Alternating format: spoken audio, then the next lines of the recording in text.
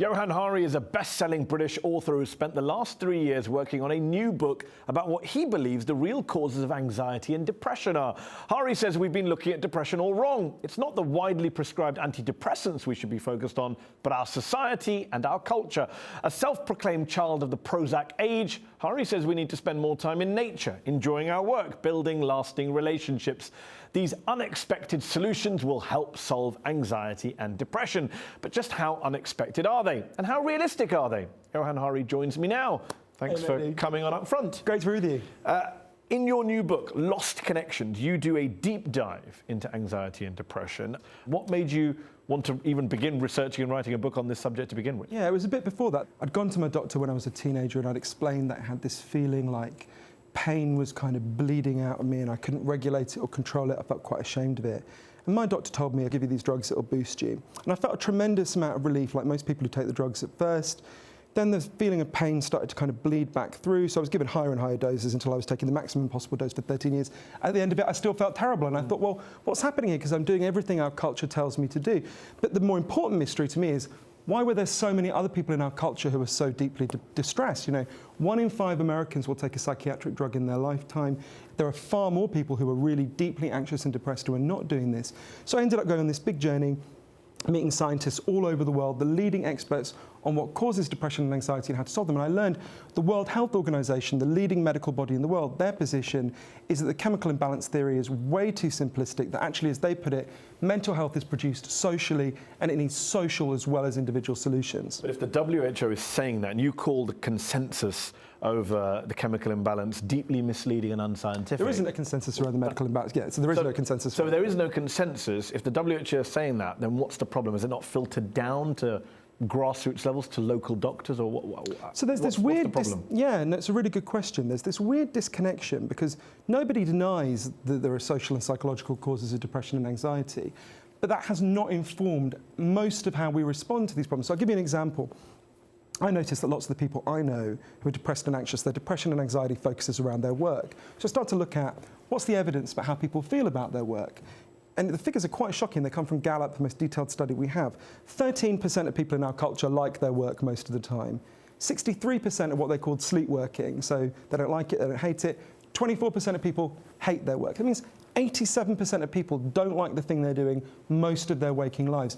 If you go to work and you feel controlled, you have low or no control, you are much more likely to become depressed. You're also much more likely to have a stress-related heart attack. But you say our culture, but there are many, many non-Western cultures that have always taken, valuing other things other than material goals, focusing on community. So it's not necessarily innovative or new for everyone around the world who might say, you're telling us what we already know and do. Yeah, I think that's a fair enough point. I think as a culture, Western culture, which has become the dominant culture across the world and is obviously being imposed on a lot of the world, it has disconnected many people from their deeper underlying psychological needs being met. This is one reason there's all this interesting research that actually mental health massively increases when people move from developing countries to developed countries, right? So if you live in Bangladesh and you move to the United States, your risks of mental health problems go up absolutely enormously. Now, part of that is the pressure of racism and those things which are very real.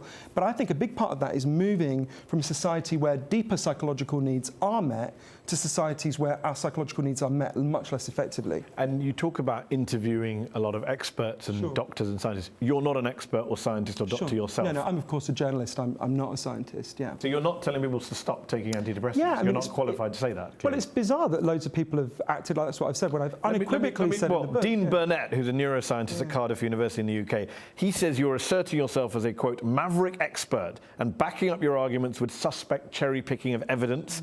He says because of your past reputation, you were accused, I think you admitted to plagiarizing in the past, that people like yourself with that reputation shouldn't make, quote, sweeping statements about something as sensitive as mental health. What do you say to him? What's curious is Dean Burnett himself wrote an article less than a year ago making exactly the same point I make, which is that quoting approvingly a study which shows that more than half of people who take chemical antidepressants don't experience a significant relief in their depression. So It would be completely right to be critical if I was coming along with some maverick position that was outside the scientific consensus. What I'm trying to do is explain the position of the World Health Organization and the leading scientists in the world. Contradiction, Johann, because you come along and it's a best-selling book. It's got lots of interesting people reviewing it on the back. But then when I'm asking you about it, you're saying, well, I'm not telling you anything new. But then why write a book about it? But it's a really weird disconnect, isn't it? Yeah. Because on the one hand, this has been known by scientists for years, and yet I don't know anyone who went to their doctor and got told this stuff.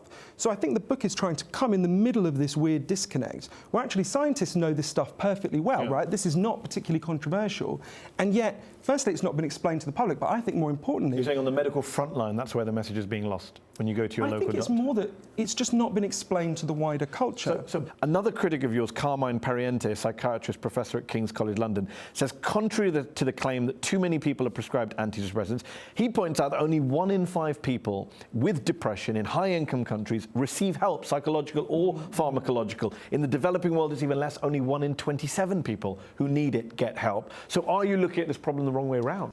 Yeah, I think Dr. Pariente is absolutely right. People urgently need help with depression and anxiety. One of the people who really helped me to understand this is a wonderful South African psychiatrist I got to know called Dr. Derek Summerfield. So Dr. Summerfield happened to be in Cambodia when chemical antidepressants were first introduced. And the doctors there didn't know what these drugs were, obviously, so he explained to them. And they said, oh, we don't need them, we've already got antidepressants. And he said, what do you mean? They told him a story. There was a farmer in their community who worked in the rice fields who one day stood on a landmine left over by the American invasion of Southeast Asia, had his leg blown off, they gave him an artificial limb, he went back to work in the fields. But apparently it's super painful to work underwater with an artificial limb. I imagine it was quite traumatic to be in a field where you've been blown up. He starts to cry all day, doesn't want to get out of bed. Classic depression and anxiety. They said to Derek, we gave him an antidepressant. He said, what did you do? They explained they went and sat with him.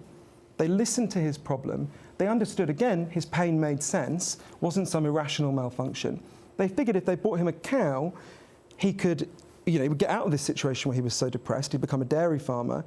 They bought him a cow, and within a few weeks, he stopped crying all the time. As they said to him, so you see, doctor, that cow was an antidepressant. That's what you mean, right?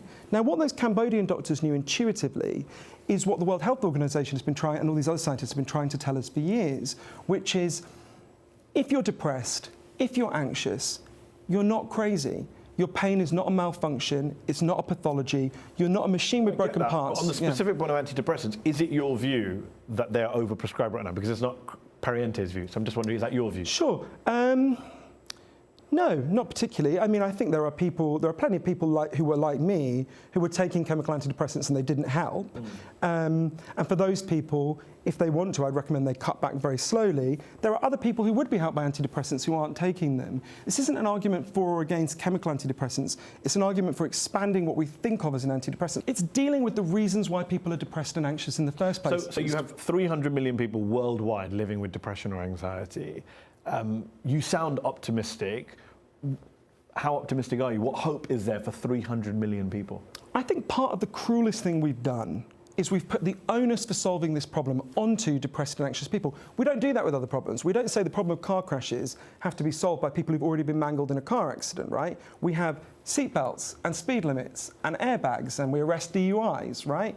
In a similar way, what we need, because this is a social crisis primarily, not entirely, there are real biological factors, but because this is primarily a social crisis, we need social solutions, not least because the factors that are making some people acutely depressed and anxious are making most people in this culture less happy than they could be. I think you'd struggle to find a person who could read the 9 causes of depression and anxiety that I write about in the book and not identify with at least one of them playing out in their life. Now, most people don't become acutely depressed, thankfully, but these changes are changes that will radically improve people's lives more generally. Even if you don't suffer from depression and anxiety, you're talking about general well-being and happiness. Exactly, and you think about what it's like to be in a culture where people are increasingly isolated, they are alone, they are broken up, they're told that money is about that life is about spending, it's about buying and accumulating. They're encouraged to spend their lives screaming at each other through screens and being controlled at work. And then we tell them that the pain of all that is just the result of a chemical imbalance in their brains.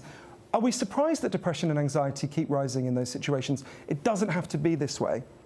Johann Hari, we'll have to leave it there. Thanks for coming on UpFront. That's our show. UpFront will be back next week.